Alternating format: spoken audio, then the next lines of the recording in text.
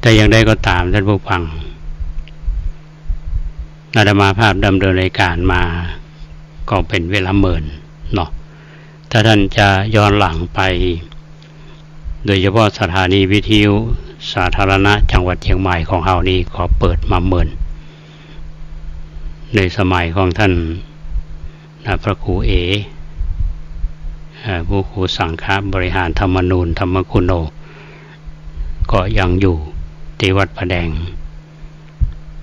เกิดเวลา10 กว่าปีแล้วมั้งท่านย้ายไปเป็นเจ้าวาดวัดสันทรายหลวงอำเภอสันทรายแต่สถานีก็เฮาก็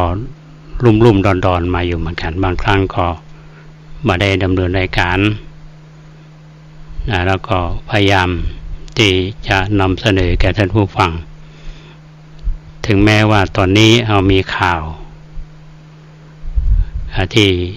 โมโหจะเป็นข่าวลบข่าวบวกเนาะสำหรับคลื่นของวิทยุสาธารณะทุกความถี่ที่ทางกสช.เพิ่นมีเดดไลน์คือบอกว่าปี 2567 เนี่ย31 ธันวาคมก็อาจจะมีอย่างเปลี่ยนแปลงอันนี้เราก็ลองติดตามต่อไปแต่ได้ก็ตามในฐานะที่เป็นคลื่นวิทยุที่ทางกสทช.เพิ่นอนุญาตใช้คำว่าทดลองออกอากาศก็ไม่ใช่แต่ทดลองใบอนุญาตจริงๆยังไม่มี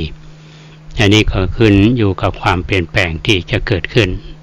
แต่ถึงแม้ว่ายังมันจะเกิดขึ้นในทางหน้าเอาในฐานะที่อยู่ในโลกใบเดียวกันเรามีหน้าที่